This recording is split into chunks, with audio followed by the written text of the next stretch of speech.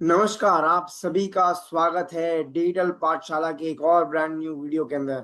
ये वीडियो आपको बताएगा कि आपको एआई के ऊपर ब्लाइंडली विश्वास नहीं करना चाहिए, क्योंकि ये वीडियो आपको सच का सामना करवाएगा। आपको बताएगा कि एआई हमेशा सही नहीं है। जब भी आपको कोई फैक्चुअल डेटा चेक करनी हो तो एआई के ऊपर ब्लाइंडली रिलाई मत करिए।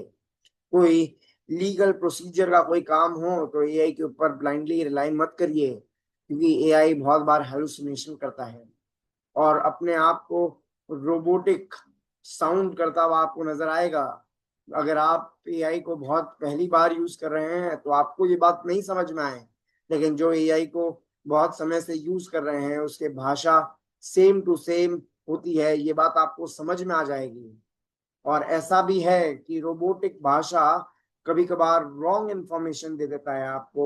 आपको आपकी बातों को सही हमेशा मानता है और आपको कभी वो फीडबैक आपको करेक्ट फीडबैक नहीं देता है आपकी बातों का। आप जो सजेशन मांगते हैं आपको वो वही चीज की आपके बातों पर हामी भरता नजर आएगा एआई हमेशा। जब तक कि आप उसको स्टॉप नहीं करेंगे, जब तक आप ये बात बोलेंगे नहीं कि हेलुसिनेट मत करिए या मेरे की क्रिटिकली एनालाइज करिए। कोई एक साइड को खाली नजर देते हुए खाली आंसर ना दीजिए। ये सब आपको मेंशन करना होगा ताकि एआई हेलुसिनेट ना करे।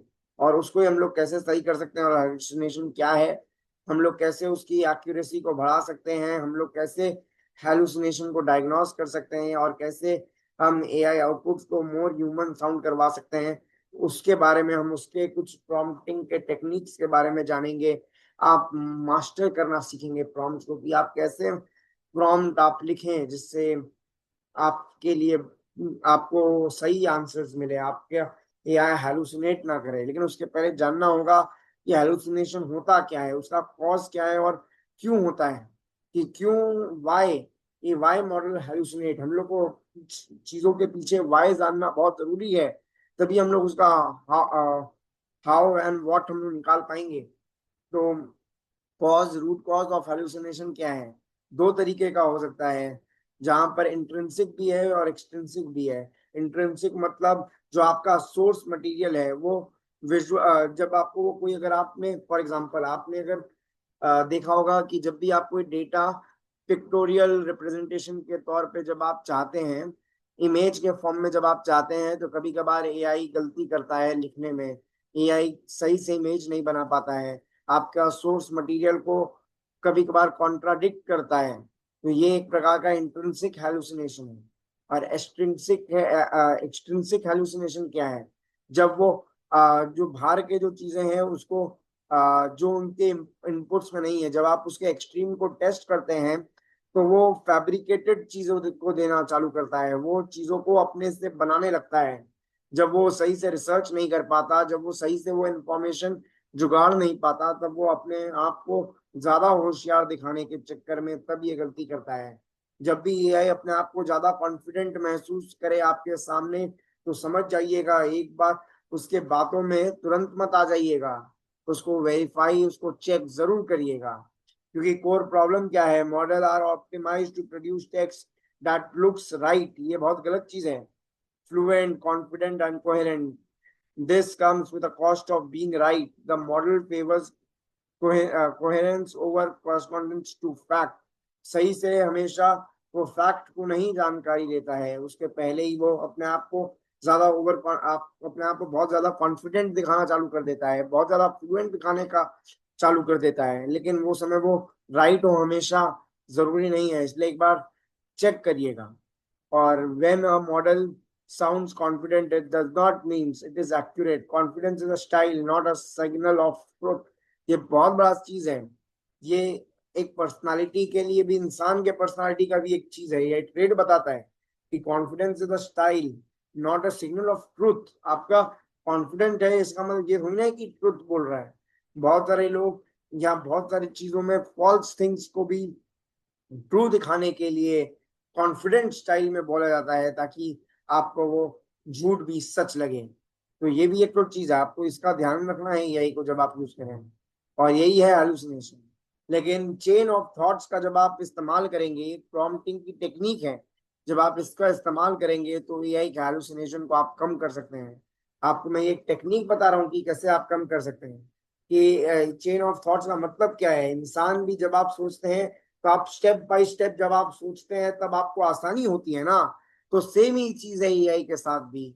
जब आप एआई को स्टेप बाय स्टेप चीजें करने के लिए बोलेंगे तब वो कॉम्प्लेक्स से कॉम्प्लेक्स टास्क को भी आसानी से कर पाएगा। शो योर रीजनिंग, आप अपने आप को रीजन करके आप उसको एप्रीहेंड करके दीजिए, और एक कॉम्प्लेक्स प्रॉब्लम को सिंपल बनाइए, कॉम्प्लेक्स प्रॉब्लम को सिंपल बना कर दीजिए एआई को, और उसको स्टेप्स में बांटिए ताकि वो सही से लॉजिक समझ पाए फाइनल आंसर देने के पहले। और विदाउट चेन ऑफ थॉट्स क्या होता है कि model leads to conclusion, skipping reasons, error compounding slightly. क्योंकि क्योंकि जब वो चेन ऑफ थॉट्स नहीं होता है, जब वो एक साथ में आंसर देने की कोशिश करता है, बहुत सारे रीजनिंग को वो स्किप कर देता है और डायरेक्टली जो वो कंक्लूजन पे आने का कोशिश करता है, तो बहुत बार उसमें गलतियां हो जाती है। आप इसको ऐसे भी देख सकते हैं, इंसान से भी तो जब वो चीजों को स्टेप बाय स्टेप नहीं करता, या आप अपने आप को ही देख लीजिए, जब आप छोटे थे, अगर आप बहुत बड़े हो गए हैं, तो अगर आप बड़े हैं तो अगर आप जब आप मैथ्स के कोई प्रॉब्लम को सॉल्व करते होंगे, अगर आप उसको स्टेप बाय स्टेप नहीं करेंगे तो वो आपका सवाल गलत होने का चांसेस बढ़ जाता है। इसलिए आपको बोला जाता होगा कि स्टेप बाय स्टेप चीजों को करें। तो वही चीज है एआई के साथ भी, स्टेप बाय स्टेप अगर आप चीजों को करेंगे तो अम, आप जो भी गलतियां हैं उसको वहीं पर वही लेवल पे आप सही कर पाएंगे। नहीं तो अगर आप डायरेक्टली अगर आप कंक्लूजन पे निकल जाएंगे तो आपको एरर्स को ठीक करने में भी समय ज्यादा लगेगा, क्योंकि कंपाउंड हो जाएगा आपका जो प्रॉब्लम है, जो आपका एरर्स है। इसलिए 35% accurate lift improvement on logic heavy task when chain of thoughts is applied consistently. अगर आप चेन ऑफ थॉट्स को अप्लाई करेंगे तो 35% से आपका logic heavy task easily solve हो पाएगा। ये एक डेटा बताती है, ये मेरा नहीं है, ये डेटा बताता है। Chain of thought is most impactful for multi step maths, code debugging and complex reasoning tasks where immediate logic matters, intermediate logic matters। जहाँ अंदर में बहुत सारे अंदर कॉम्प्लिकेशन है जो जो चीजों को बनाने के लिए, वहां पर ये सब चीजों का और ध्यान से आपको इस्तेमाल करना है। ये सब चीजें उसके लिए सीखनी है जो चीज सब बहुत ज्यादा मुश्किल हो। आसान चीजों को तो आप एक बार में बोल के करवा लेंगे और अपने आप को समझेंगे कि सब यही सही से आंसर दे रहा है, लेकिन जैसे आप कोई मुश्किल चीज करेंगे तब आपको ये सब चीजों का ज्ञान होना चाहिए, आपको पता होना चाहिए कि चेन चेन ऑफ थॉट्स क्या है। उससे आपको मदद होगी और आप उससे जल्दी कर पाएंगे अपनी चीजों को।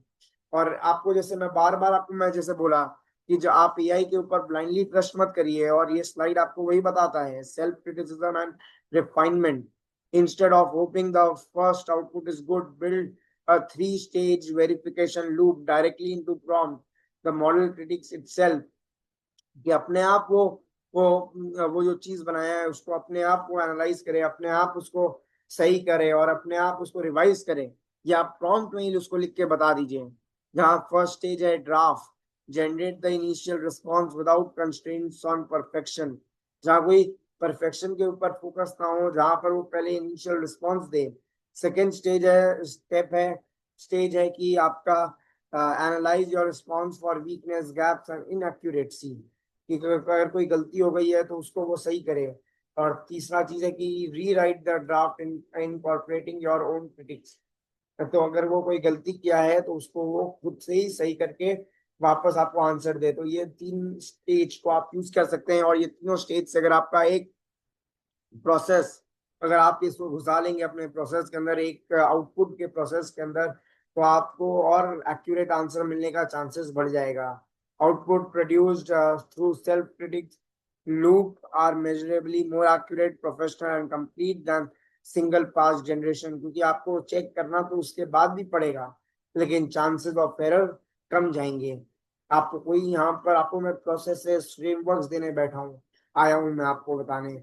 आपको मैं यहाँ कोई ज्ञान नहीं दे रहा हूँ, लेकिन आपको मैं चीजों को बता रहा हूँ कि आप कैसे अपने आप को अपलिफ्ट कर सकते हैं, अपने आप के नॉलेज को कैसे आप बढ़ा सकते हैं। जहाँ पर रैग जो है, एक प्रॉम्प्टिंग के अंदर बहुत इंपॉर्टेंट चीज है, एआई के अंदर बहुत इंपॉर्टेंट चीज है रैग।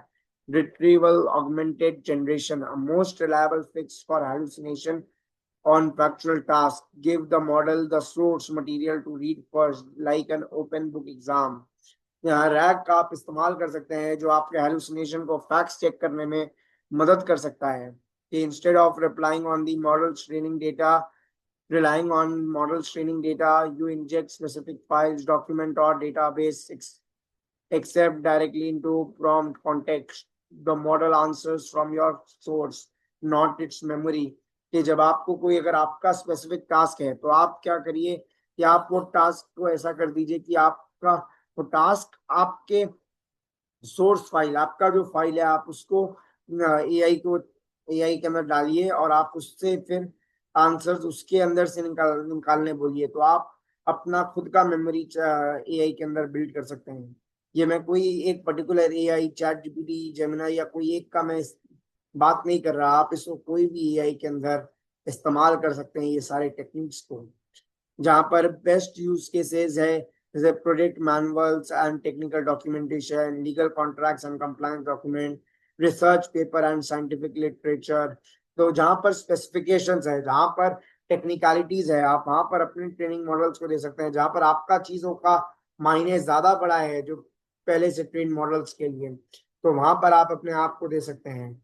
जब एआई को एआई में minimum reduction in hallucination rate with rag applied जहां पर है 42%, maximum reduction in best case domain specific deployments है 68%। तो ये बताता है कि आज भी एआई का हम लोग उतना सही से इस्तेमाल नहीं कर पा रहे हैं।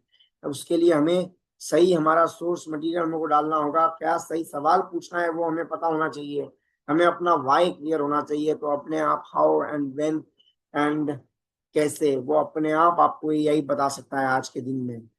एलिमिनेटिंग द रोबोट, ये बहुत इंपॉर्टेंट है। इसके लिए आप बैक स्लैश का इस्तेमाल कर सकते हैं। बहुत ज्यादा ट्रेंडिंग में आप सुन रहे होंगे कि बैक स्लैश से आप कर सकते हैं। अगर आपको वो चाहिए तो आप नीचे कमेंट कर सकते हैं, मैं आपको दूंगा। एक मैंने 300 बैक स्लैश का मैंने एक तो वर्ड फाइल बनाया है, उसको आपको मैं दे दूंगा। अगर आप चाहेंगे तो उसके लिए आपको कमेंट करना होगा और कमेंट में आपको अपना मोबाइल नंबर या ईमेल आईडी जो आप लिखना चाहें आप वो लिख दीजिए, तो उसके अंदर मैं भेज दूंगा। Eliminating the robot, three targeted techniques to make AI outputs sound genuinely human, not like a press release written by a language model. Frequency penalty, true, जैसे true tune frequency, presence penalty, parameters to prevent repetitive phrasings and reduce monotonous sentence rhythms।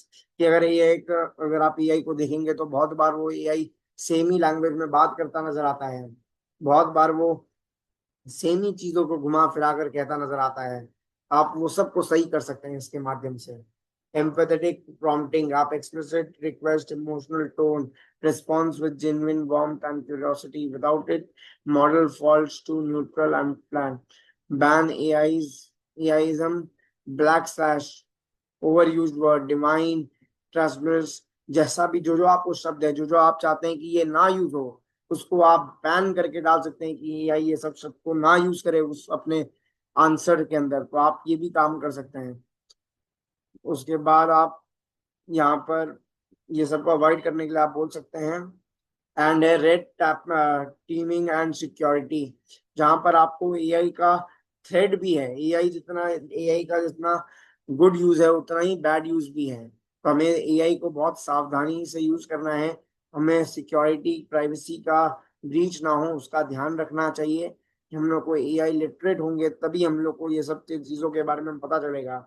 हमें ऐसा कोई भी document नहीं डालना है अपने web के अंदर जिसका जिसका मिस इंटरप्रेट किया जा सके, जिसका मिस यूज किया जा सके, causing the model to ignore your system prompt to exclude uninterrupted commands। अगर आप चाहते हैं कि आपका वेब से कोई डॉक्यूमेंट ना रीड करे और आपके आपके यूजर के इनपुट्स को ही खाली मायने रखे, तो आप उसके लिए आप अपना वेब सर्च को आप ऑफ कर सकते हैं।